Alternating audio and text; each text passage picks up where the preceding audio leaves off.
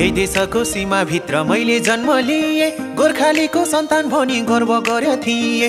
जन्माएको आमाले हो घाँस काट्दा काट्दै, बाउको जीवन यसै गयो दुःख सार्दा सार्दै। हामीलाई के नै सुख छ र, सक्नेले गर नसक्ने गर।